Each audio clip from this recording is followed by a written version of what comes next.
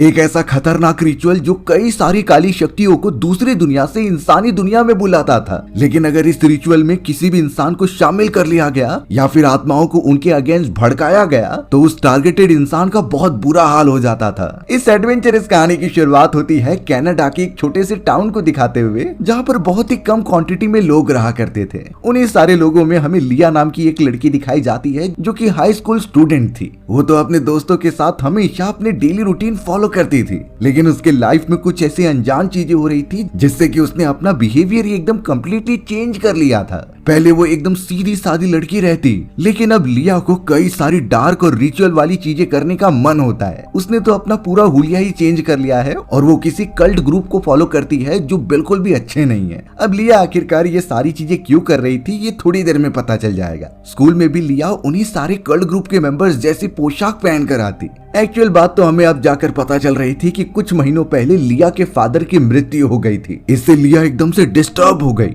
लेकिन इन सारी चीजों का सबसे ज्यादा इफेक्ट उसकी मदर यानी रे के ऊपर पड़ा था। रे पूरी तरीके से टूट गई थी अपने हस्बैंड के जाने के बाद। इनफैक्ट वो तो अकेले बैठकर कमरे में रोया करती। ये वही मोमेंट होता है जब से उनकी फैमिली में सब कुछ अनस्टेबल हो गया था। लिया और रे की एक दूसरे से ज्यादा बनती नहीं थी और रे होती है कि उसके दिमाग से उसके मरे हुए हस्बैंड के ख्याल खत्म नहीं हो रहे थे। हमें दिखाया गया कि लिया एरॉन नाम की एक लड़के को पसंद करती है। अभी फिलहाल के लिए वो तो फ्रेंड्स हैं और एक ही स्कूल में पढ़ते हैं। एरॉन कभी कभी अपनी कार में लिया को पिक एंड ड्रॉप करने भी आता है, लेकिन घर पर पहुंचने के बाद लिया का मूड ही ऑफ हो जाता था अपनी माँ की हालत देखकर। अब यहाँ पर एक रात लिया अपनी मदर से परमिशन मांगती है ताकि वो अपने सबसे फेवरेट बुक ऑथर से जाकर मिल कर आए। रे को इन चीजों के बारे में नहीं पता था, इसीलिए उसने परमिशन दे दी। लिया तुरंत ही पहुंच जाती है बाकी सारे लोगों के साथ उस रॉबिन नाम के ऑथर से मिलने के लिए। रॉबिन ने कई सारी किताबें लिखी होती हैं रिचुअल्स के ऊपर। ये रिचुअल दूसरी दुनिया की शक्तियों को इस दुनिया में बुलाने के ऊपर थे।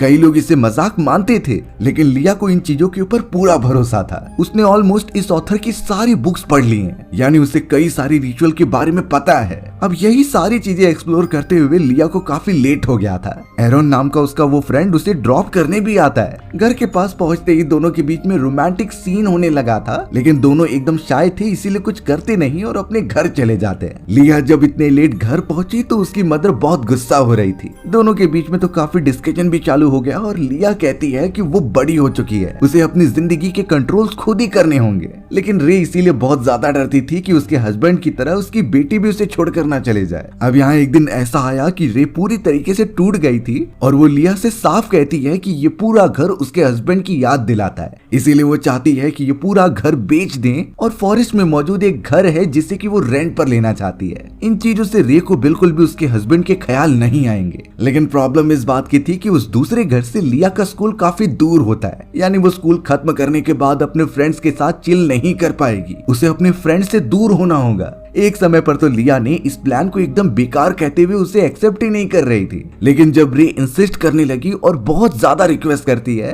तब जाकर लिया को ना चाहते हुए भी ये मानना ही पड़ा। स्कूल खत्म होने के बाद लिया आखिरकार रे के साथ उस दूसरे घर में जाती है जो कि फॉरेस्ट वाले इलाके के बीचों बीच था। वहाँ से स्कूल काफी लंबा होता है, तो रे ने यही डिसाइड किया कि वो उसे पिक एंड ड्रॉप करेगी। स्कूल पहुंचने के बाद लिया ने अपने फ्रेंड्स को भी ये बात बता दी। सभी फ्रेंड्स बहुत ही ज्यादा डिसअपॉइंटेड होते हैं, खास करके एरॉन, क्योंकि वो तो एक्चुअल में लिया को पसंद करता था। पर लिया के हाथ में फिलहाल के लिए कोई भी कंट्रोल करने वाली चीज नहीं है। थोड़े दिन लिया अपने इसी तरीके से बिताती है जो कि उसे बिल्कुल एक्सेप्ट नहीं था, और एक दिन तो घर पर आने के बाद उसका उसकी मदर से झगड़ा होने लगा। दोनों एक दूसरे पर बहुत ही ज्यादा चिल्ला रहे थे।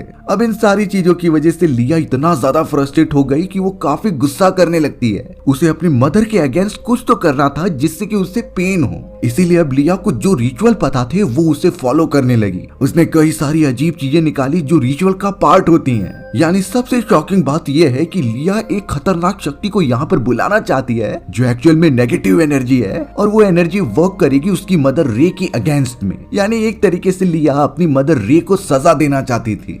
लिया तो अब वो रिचुअल की सारी चीजें लेकर एक पेड़ के पास पहुंच जाती है। उसने पेड़ के सामने कई सारे धागे बांधे और सेम वैसा ही कर रही थी जैसा रिचुअल वाली किताब में लिखा था। एंड में वहां पर उसने अपना थोड़ा सा ब्लड भी डोनेट किया अपने हाथ को काट कर। सारी चीजें वैसे की वैसी हो रही थी जैसा लिखा था और अब उसे सिर्फ वेट करना है उस डार्क फोर्स के आने का जो उसकी मदर के अगेंस्ट काम करेगी और उसे टॉर्चर करेगी। लिया को तो उसी मोमेंट से एकदम फील होने लगा था कि उसके आसपास कोई मौजूद है। लिया तुरंत ही अंदर जाकर अपने हाथ पर लगे हुए घाव को साफ करने लगती है ताकि उसकी मदर को ना पता चले, लेकिन वो इन चीजों को ज्यादा देर तक नहीं छुपा पाती। डिनर करते दौरान लिया का वो घाव एकदम से बढ़ जाता है और उसमें से खून निकलने लगा। तुरंत ही री इन चीजों को देखकर उसका फर्स्ट एड करने चली जाती है। वो नहीं समझ पा रही थी कि उसकी बेटी लिया ने ये सब क्यों किया। एक मदर की अपने बच्चों के लिए जो चिंता होती है वो साफ रे के चेहरे पर झलक रही थी। लिया भी ये फील करने लगी कि उसने शायद जल्दबाजी में गलती कर दी है। उसे ऐसी खतरनाक और डार्क चीजों के कांटेक्ट में बिल्कुल नहीं आना चाहिए, लेकिन फिर भी लिया अपने आप को दिलासा दे रही थी कि ये चीजें रियल नहीं होती।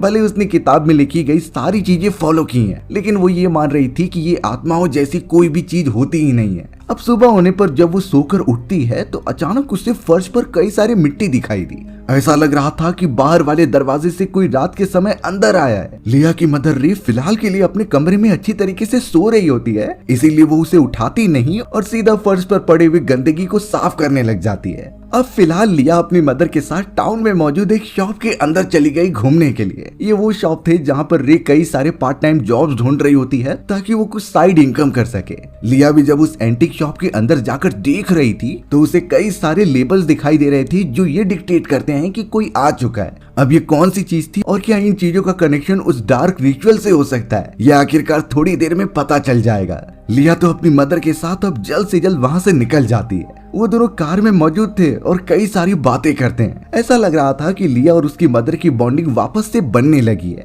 लेकिन अगले ही मोमेंट में उनके कार का बैलेंस बिगड़ गया और सामने वाली कार से उनका एक्सीडेंट होने वाला था। अच्छी बात हुई कि रे ने कार को साइड में ले लिया और किसी को चोट नहीं लगी। घर पर आने के बाद लिया अपनी मदर के साथ बैठी हुई होती है। रे तो उसे बता रही थी कि कैसे वो और उसके हस्बैंड उसे बहुत प्यार करते थे। इनफैक्ट जब लिया पैदा हुई थी तो उसके हस्बैंड दूसरी सिटी में काम करते थे। वो बहुत ही ज्यादा एक्साइटेड थे जब उसने तुम्हें पैदा होते हुए देखा। कुछ समय पहले तो उनकी फैमिली एक परफेक्ट फैमिली थी, लेकिन अब जो चला गया है उसे ना देखते हुए रे अपनी आगे की लाइफ अपनी बेटे के साथ बिताना चाहती है। लिया भी अब पूरी तरीके से पिघल गई और उसका पूरा गुस्सा शांत हो गया था, लेकिन उसने जाने अनजाने में जो बड़ी गलती कर दी है उसका हर्जाना तो उसे भुगतना ही होगा। अब यहाँ एक रात जब लिया अपने कमरे में सो रही थी तो अचानक उसे एटिक से कुछ आवाज आने लगी। ऐसा लग रहा था कि ऊपर की तरफ कोई मौजूद है और धीरे धीरे बाहर निकल रहा है। थोड़ी देर में ही लिया अपनी मदर को ये सारी बातें बता देती है और रे जाकर ऊपर एटिक में चेक करने लगी। वहाँ पर ऑब्वियसली कुछ भी नहीं था और नीचे आकर रे लिया को खुद जाकर चेक करने के लिए कहती है। लिया भी अपनी नजर घुमा रही थी एटिक की तरफ, पर वो पूरी जगह एकदम से खाली थी। लेकिन लिया श्योरली ये कह सकती है कि जो चीज उसने महसूस की वो उसका सपना नहीं था। कुछ ऐसा अजीब स्टार्ट हो चुका होता है जिसका कंट्रोल लिया के पास नहीं है। अब तो वो धीरे धीरे रिचुअल की बातें एकदम सच मानने लगी थी। लिया को और ज्यादा गिल्ट तब होता है जब उसकी मदर उसकी तरफ काफी ज्यादा अट्रैक्शन या फिर केयर दिखाती है, और यहाँ लिया ने इसके बदले अपनी मदर के अगेंस्ट ही एक रिचुअल कर दिया था जिसके बारे में अभी तक उसने किसी को नहीं बताया। खैर अब रात हो गई थी और लिया अपने बेड पर सो रही होती है, लेकिन हमें फॉरेस्ट से कोई अजीब सी चीज उसके घर में घुसते हुए दिखाई दी। ये काली परछाई थी जो बहुत ही ज्यादा डार्क लग रही होती है। धीरे धीरे वो अंदर आई और लिया के पास आकर खड़ी हो गई। लिया जब सुबह होने पर अपनी आंखें खोलती है तो एक्चुअल में वो फॉरेस्ट में मौजूद थी और ये वही पेड़ होता है जिसके सामने लिया ने वो रिचुअल किया था। होश आने पर वो देख पा रही थी कि उसके हाथ वापस से इंजर्ड हो गया है और उसके चेहरे पर कई सारे खून के धब्बे मौजूद हैं। आसपास तो उसे किसी के होने का एहसास हो रहा था, इसीलिए लिया भागते हुए अपने कमरे में आई और सारी बॉडी को साफ करने लगी। उसे बिल्कुल भी सहन नहीं हुआ और अपने फ्रेंड्स के पास आकर वो सब कुछ रिचुअल के बारे में बता देती है। यानी उसने कैसे गुस्से में अपनी मदर के खिलाफ ही एक डार्क एंटिटी को यहाँ पर बुला लिया था और अब शायद वो उनके घर के अंदर एंटर कर चुकी है। लिया ने तो अपने सभी फ्रेंड्स को इस डार्क रिचुअल के बारे में सब कुछ बता दिया होता है। सभी काफी चौंक गए थे, लेकिन एरॉन लगातार यही कह रहा था कि हमें इसका सॉल्यूशन ढूंढना होगा। अगर ये रिचुअल सही है तो लिया की मदर की जान खतरे में पड़ सकती है। लेकिन उस जगह पर एरॉन की एक और फ्रेंड मौजूद थी जिसका नाम जेनिस होता है। वो तो ये कह रही थी कि हमें इसका सोल्यूशन ढूंढने के बजाय ट्राई करना चाहिए कि ये रिचुअल सच में कंप्लीट हुआ है और क्या वहाँ पर कोई डार्क एनर्जी पहुंच गई है कि नहीं। इनफैक्ट जेनिस तो उसे अपनी आंखों के सामने देखना चाहती थी और उसे रिकॉर्ड करना चाहती थी। इसीलिए जेनिस ने बिना कुछ सोचे समझे लिया को ये कह दिया कि वो उसके घर पर आकर चेक करेगी। लिया इस बात से थोड़ा सा खुश हो जाती है क्योंकि वो तब से इसी टेंशन में थी कि कोई उस पर भरोसा नहीं करेगा। एटलीस्ट जेनिस उसके साथ एक रात रहेगी तो उसे सच्चाई पता चल सकती है। बाकी दोस्तों को भी ये प्लान अच्छा लगा, इसीलिए वो इसे एग्री कर जाते हैं। जल्द से जल्द स्कूल खत्म होने के बाद लिया जेनिस को लेकर अपने घर पर पहुंची। जेनिस लिया की मदर रे से भी मिल रही थी और उससे कहती है कि आज वो यहीं पर रुकेगी, लेकिन उससे तो एक्चुअल में कुछ पता ही नहीं था कि ये दोनों लड़कियां आखिर में क्या कर रही हैं। लिया और जेनिस तो एक कमरे में बैठे थे और लिया साफ कहती है कि एटिक के ऊपर से कुछ आवाज आती है, ऐसा लगता है कि ऊपर से कोई चलता है। अब बारी थी जेनिस को ये चीजें नोटिस करने की कि ऐसा सच में होता है कि नहीं, लेकिन कई घंटे वहाँ पर बीतने के बाद भी ऊपर से कुछ आवाज नहीं आती। लिया को समझ नहीं रहा था कि हर रात तो उससे आवाज आती है, आखिर आज क्यों नहीं आ रही। बहुत वेट करने के बाद जब जेनिस बोर होने लगी तो उसने लिया को कहा कि तुमने जिस जगह पर रिचुअल किया था हमें उसी जगह पर जाकर चेक करना चाहिए। अब ये आइडिया लिया को थोड़ा सा डरावना लग रहा था क्योंकि वो उस जगह पर घूमना भी नहीं चाहती, लेकिन जेनिस के बार बार रिक्वेस्ट करने पर आखिरकार वो मान जाती है। वो दोनों कैसे भी करके बाहर निकल गए और फॉरेस्ट वाले इलाके के अंदर जाने लगते हैं। चारों तरफ पूरा अंधेरा होता है और कुछ भी दिखाई नहीं दे रहा था। अब जैसे ही थोड़ी देर में वो दोनों मिलकर पेड़ के पास पहुंचते हैं तभी अचानक जेनिस का बिहेवियर एकदम चेंज हो गया। ऐसा लग रहा था कि कोई अनजान चीज उसे कंट्रोल कर रही है। जेनिस ने तो लिया को तुरंत ही देखा और फिर पीछे पलट गई। लिया इस मोमेंट पर और भी ज्यादा डरने लगती है। अचानक उसके पीछे से कोई तो आया और बाद में पता चला कि ये जेनिस है जो कि ये नाटक कर रही थी और लिया को डराने की कोशिश करती है, यानी वो शुरुआत से ही मजाक कर रही थी उसके साथ। लिया को ये चीजें बहुत ही ज्यादा डरावनी लगती हैं, इसीलिए वो वहाँ से वापस आ गए। लेकिन लिया पता नहीं क्यों जेनिस के अलावा किसी और को भी फील कर पा रही थी। उसने फिलहाल के लिए जेनिस को नहीं बताया और घर के अंदर आकर वो सोने की तैयारी करते हैं। जेनिस बेड पर सो जाती है और लिया साइड में पड़े हुए सोफे पर। पूरी रात लग रहा था कि अब शांति से गुजरेगी, लेकिन हमें वही काली परछाई दिखाई जाती है जो जेनिस के पास आकर उसके ऊपर हवर कर रही थी। जेनिस ने जब अपनी आंखें खोली तो वो अनजान चीज उसके सामने थी। एक अजीब सी आवाज आई और सब कुछ ब्लैंक हो गया। सुबह जैसे ही होती है तो लिया की मदर आकर कहने लगी कि जेनिस अपने बेड पर नहीं है। लिया भी उठकर उसे चारों तरफ ढूंढने लगी और फिर बाद में पता चला कि जेनिस डर के मारे कार में बैठी हुई है। उसकी पूरी बॉडी एकदम से कांप रही थी और उसने कुछ ऐसा देख लिया था जो वो बता नहीं सकती। लिया और उसकी मदर जेनिस को कंफर्टेबल करने की कोशिश करते हैं, लेकिन जेनिस एक ही रट लगाई हुई थी कि उसे यहाँ से जाना है, वो यहाँ पर एक मिनट भी नहीं रह सकती। लिया पूरी तरीके से समझ गई थी कि शायद जेनिस ने उस काले फोर्स को देख लिया है और अभी वो उस हालत में नहीं है कि वो किसी भी चीजों का गवाह बन सके।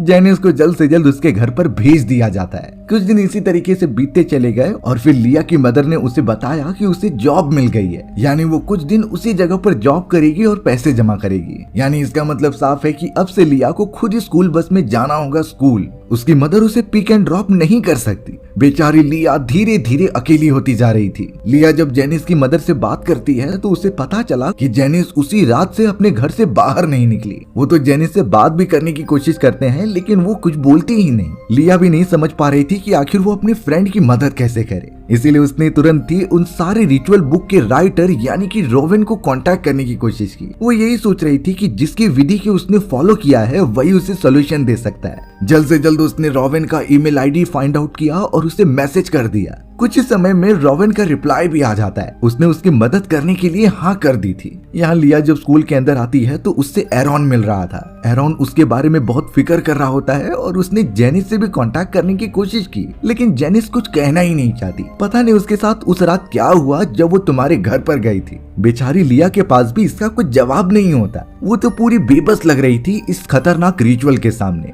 अब आखिर कभी ऐसी कंडीशन में हम फंस जाए जहाँ पर एक रिचुअल कास्ट हो चुका है और एक अनजान सी एंटिटी दूसरी दुनिया से हमारी दुनिया में आ चुकी है जो लगातार आपको चोट पहुंचाने की कोशिश कर रही है। तो एक्चुअल में हमें पता ही होगा कि कई सारे रिचुअल्स इस दुनिया में होते हैं और वो दावा करते हैं कि हमने किसी दूसरी दुनिया से एंटिटी को बुला लिया है। वैज्ञानिकों की अगर बात माने तो ये सब एकदम से बेकार होता है। ये तो सिर्फ एक वे है लोगों को डराने का और उनके मन में एक अजीब सी आकृति का डर पैदा करने का। यानी कि अगर कोई कहता है कि उसने कोई रिचुअल परफॉर्म किया है या फिर कोई ऐसी विधि है जिससे कि आत्माओं को बुलाया जा सकता है, तो ये सिर्फ आपके दिमाग को ट्रिक करने की कोशिश की जा रही है। ये सेम वैसा ही है जैसा कि किसी इनएक्सपीरियंस डॉक्टर द्वारा कोई सलाह दी गई हो और आपने आंख बंद करके उन चीजों पर भरोसा कर लिया हो। तो हमारा डर, इमेजिनेशन और बिलीव करना उन चीजों के ऊपर, ये सब मिलाकर क्रिएट करता था उस एंटिटी को जो एक्चुअल में एग्जिस्ट ही नहीं करती। किसी भी तांत्रिक या फिर लोगों के कहने पर आप बिलीव करने लगे कि वो रिचुअल कंप्लीट हो चुका है, तो आपका दिमाग उन चीजों को रियलिटी में लाने लगता है। आप ठीक से सो नहीं पाते और कई सारे हेलुसिनेशन आपको होने लगते। आपको कई सारी आवाजें सुनाई देती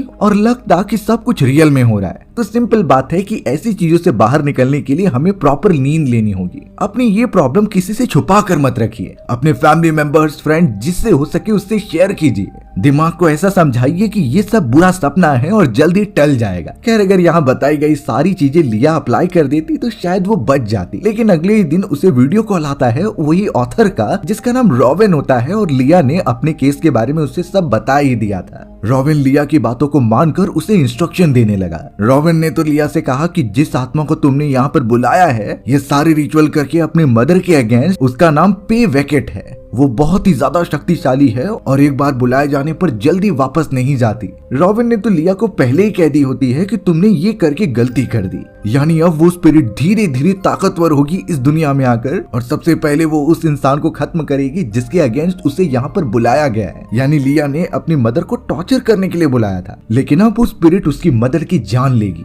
ये एक पूरी तरीके से डार्क मैजिक है जिसमें कि वो स्पिरिट तुम्हारे थ्रू आएगी और अपना काम खत्म करके तुम पर ही खत्म हो जाएगी। अगर इन चीजों से बचना है तो रिवर्स रिचुअल करना होगा, यानी सेम उसी तरीके से लेकिन थोड़ी विधियां अलग होंगी। इससे लिया द्वारा किया गया वो रिचुअल एकदम से कैंसल आउट हो जाएगा और वो आत्मा अपनी दुनिया में वापस चली जाएगी। यहाँ लिया को पता था कि उसे क्या करना है, लेकिन रॉबिन ने उससे पहले ही वार्न कर दिया होता है कि वो आत्मा इतनी आसानी से उसे ये करने नहीं देगी। वो समय समय पर उसे रोकने की कोशिश करेगी चाहे कुछ भी हो जाए। तो इसीलिए लिया को एकदम चौकन्ना रहना होगा। सारी बातें अच्छी तरीके से सुनने के बाद वो विधियों को ध्यान में रख लेती है और स्कूल खत्म होने के बाद सीधा निकल पड़ती है फॉरेस्ट वाले इलाके में। उसे बहुत डर लग रहा था क्योंकि वो जैसे जैसे चल रही थी उसके पीछे से कदमों की आवाज आती है। ऐसा लग रहा था कि कोई उसका पीछा कर रहा है। लिया तुरंत ही उस जगह से सीधा भागती है अपने घर के अंदर। उसने सारे विधियों के सामान जमा कर लिए ताकि वो रिवर्स रिचुअल कर सके। वहाँ से अब वो सीधा पेड़ के पास पहुँच गई। सारे सामान बाहर निकालकर वो जब रिवर्स रिचुअल करने जाती है तो पता चला कि उसकी मदर की कार सामने रुक गई है और उसकी आवाज आ रही है जो अपनी बेटी को बुला रही थी। लेकिन लिया इन चीजों पर बिल्कुल ध्यान नहीं देती क्योंकि उसे पता है कि उसकी मदर शहर गई है काम के लिए। यानी अभी जो उसकी मदर की आवाज आ रही है वो वही आत्मा है, वो वही स्पिरिट है जो उसे ट्रिक करने की कोशिश कर रही है। लिया इन सारी चीजों को इग्नोर करते हुए सीधा रिवर्स रिचुअल करना स्टार्ट कर दे रही थी, लेकिन वो पे वेकेट नाम की स्पिरिट इतनी आसानी से होने नहीं देने वाली थी। अचानक लिया की नजर गई एक लेडी के ऊपर जो जमीन पर लेटी हुई थी। उसका चेहरा दूसरी तरफ था और वो कुछ आवाजें निकाल रही थी। लिया अपना ध्यान दूसरी तरफ नहीं कर पाई और उसकी तरफ जाने लगी देखने के लिए। लिया ने जैसे ही उस लेडी का चेहरा देखा तो वो पूरा शॉक में हो गई थी क्योंकि वो उसकी मदर होती है जो मर चुकी है। लिया एकदम से पैनिक होने लगी। तभी अचानक उसे कॉल आता है। कॉल की दूसरी तरफ भी उसकी मदर ही थी जो मदद मांग रही होती है। लिया अब नहीं समझ पाती कि आखिर उसकी मदर मर गई है तो ये कॉल पर कौन है। उसका दिमाग एकदम चकराने लगा था और वो रियलिटी इमेजिनेशन में बिलीव ही नहीं कर पा रही थी। तुरंत ही अब वो वहाँ से भागने लगी क्योंकि उसकी मदर मर गई है तो इस रिचुअल का कुछ फायदा नहीं।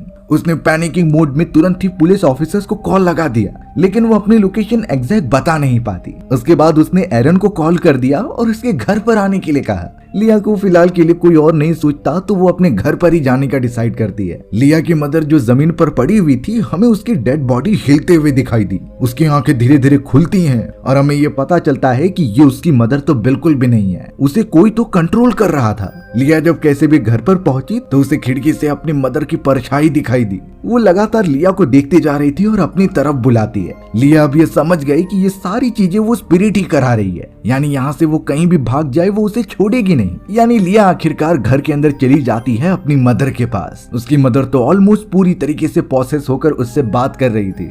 लिया तो अब अपनी मदर के एकदम सामने जाकर खड़ी हो गई, जो एकदम शांति से बैठी हुई थी। उसके चेहरे पर तो जरा भी एक्सप्रेशन नहीं दिखाई दे रहे थे। रे ने तो अपनी बेटी लिया से सिर्फ इतना पूछा कि तुम फॉरेस्ट में क्यों गई थी वो सारे सामान लेकर? आखिर तुमने पेड़ के पास जाकर कौन सी रिचुअल की? लिया समझ गई कि ये उसकी मदर नहीं हो सकती, क्योंकि उसकी मदर को ये चीजें बिल्कुल नहीं पता। ये वही खतरनाक आत्मा है जो यहाँ पर पहुंच चुकी है और शायद उसने पूरी तरीके से उसकी मदर को कंट्रोल में कर लिया है। लिया बिल्कुल भी सह नहीं पाती और डर के मारे अपने कमरे में जाकर छुप जाती है। उसने दरवाजे बंद कर लिए थे और हर मुमकिन कोशिश कर रही थी कि कोई उसे ओपन ना कर पाए, लेकिन अब बाहर की तरफ से उसकी मदर नॉक करने लगी। कुछ देर बाद पता चला कि उसने इतना ज्यादा फोर्स लगाया कि दरवाजा टूटने लग जाता है। दरवाजे के पीछे से लिया के मदर का हाथ दिखाई दे रहा था, जो ऑब्वियसली किसी इंसान का तो लगता ही नहीं। यानी जो भी वो स्पिरिट है पूरी तरीके से अब उसके बॉडी पर कंट्रोल कर चुकी है। लिया इतना ज्यादा पैनिक हो गई कि उसने तुरंत ही कुछ लैंप उठाया और सीधा खिड़की पर दे मारा। वहां से निकलने का रास्ता बन गया होता है, तो वो जल्द से जल्द वहां से जा रही थी,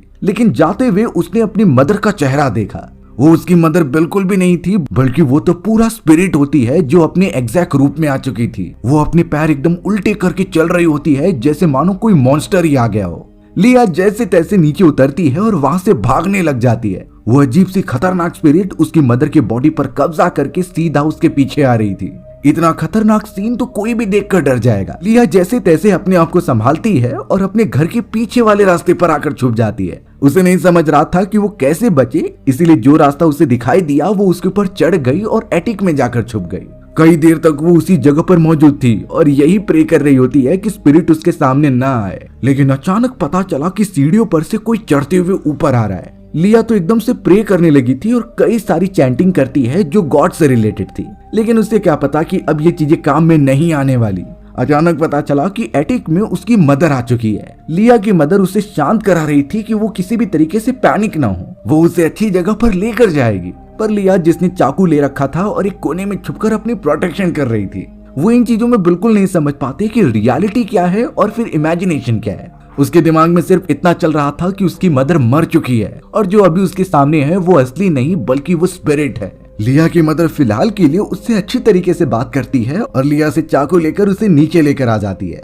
लिया अपने कमरे में तो चली गई थी, लेकिन वो डर अभी भी उसे सता रहा था। वो सिर्फ इतना चाहती थी कि स्पिरिट हमेशा हमेशा के लिए उसकी मदर को छोड़कर चले जाए। इसीलिए अब लिया ने पूरी तरीके से ये डिसाइड कर लिया था कि वो उस स्पिरिट को खत्म करके ही रहेगी। अगर वो अपनी मदर को बचाना चाहती है तो सबसे पहले इस वाली स्पिरिट को मारना होगा जो उसकी मदर के बॉडी में है। लिया को लग रहा था कि उसकी एक्चुअल मदर तो फॉरेस्ट में मर चुकी थी और उसने उसकी डेड बॉडी भी देखी है। इसीलिए जब यहाँ बहुत रात हो चुकी थी तो लिया बाहर आती है और भागने के बजाय अपनी कार के कई सारे पेट्रोल निकाल लेती है। उसने पूरी तरीके से कंटेनर भर लिया था और अपनी मदर के कमरे में आ गई थी। उसकी मदर सो रही होती है और जब उसने आवाज सुनी तो वो उठ गई। वो अपनी बेटी के लिए फिक्र कर रही थी, लेकिन यहाँ पर लिया, जिसका दिमाग पूरी तरीके से घूम गया था, उसने वो पूरा पेट्रोल उसके ऊपर छिड़क दिया। लिया की मदर उसे चिल्लाते रह गई, लेकिन वो रुकी ही नहीं। माचिस जलाकर लिया ने तुरंत ही उसके ऊपर फेंक दिया और आग इतनी ज्यादा बढ़ गई कि कोई कंट्रोल नहीं कर पाया। पूरा घर देखते ही देखते जलने लगा था। लिया जो समझ रही थी कि उसकी मदर के अंदर स्पिरिट है वो जलकर खत्म हो जाएगी, शायद इस समय वैसा ही हो रहा था। बाहर की तरफ एरॉन अपनी गाड़ी लेकर आ चुका होता है और उसने जब घर में लगी इतनी बड़ी आग देखी तो वो तुरंत ही पुलिस ऑफिसर्स को कॉल लगा देता है। जल्द से जल्द गार्डन एरिया में आने के बाद एरन को लिया जमीन पर पड़ी दिखाई देती है। उसके पूरे बॉडी पर खून के धब्बे लगे हुए थे और आग के कारण थोड़ा चेहरा जल गया होता है, लेकिन ये बात साफ है कि वो स्पिरिट पूरी तरीके से खत्म हो चुकी है। अब थोड़े समय बाद हमें लिया को पुलिस स्टेशन में दिखाया जाता है जिससे इन्वेस्टिगेशन की जा रही थी। उसके सामने एक कॉल रिकॉर्डिंग होती है जो उसी की थी जब उसने फॉरेस्ट के अंदर कांटेक्ट किया था पुलिस ऑफिसर से। लिया के इन्फॉर्मेशन के अनुसार पुलिस ऑफिसर्स ने उसकी मदर की डेड बॉडी को फॉरेस्ट में ढूंढा था, लेकिन वहां पर उन्हें डेड बॉडी नहीं मिली बल्कि घर के अंदर मिली जहां पर आग लगी थी। उनके बॉडी पर किसी ने पेट्रोल छिड़का था और पूरा आग लगा दिया था। यानी इस मोमेंट पर जाकर लिया को रियलिटी समझ में आती है, जिसका साफ मतलब था कि लिया ने जिस पर आग लगाई वो उसकी एक्चुअल मदर थी। वो जो भी स्पिरिट थी उसने खुद ये काम नहीं किया बल्कि खुद ही लिया को कंफ्यूज करके उससे ये करा दिया। लिया को अब ये गिल्ट बैठा रहता है कि उसने अपनी मदर की जान ली, लेकिन उससे ऊपर की रियलिटी ये भी हो सकती है कि ऐसा कुछ स्पिरिट वाला चीज थी ही नहीं। ये सिर्फ और सिर्फ लिया की इमेजिनेशन होती है जिसे कि उसने अपने दिमाग में क्रिएट किया था। किसी स्पिरिट ने नहीं बल्कि लिया ने ही अपनी मदर की जान ली है, वो भी उसे आग लगाकर। अब शायद ये चीजें कभी सुधर नहीं पाएंगी और लिया को अपनी आगे की जिंदगी अकेले ही बितानी होगी। हमारी भी कहानी यहीं पर खत्म हो जाती है। सो व्यूअर्स, अगर आपको मेरा नरेशन 1% भी अच्छा लगा होगा ना, तो वीडियो को लाइक एंड चैनल को सब्सक्राइब जरूर कर देना। मिलते हैं इसी तरीके की मजेदार वीडियोस में, तब तक के लिए बाय बाय।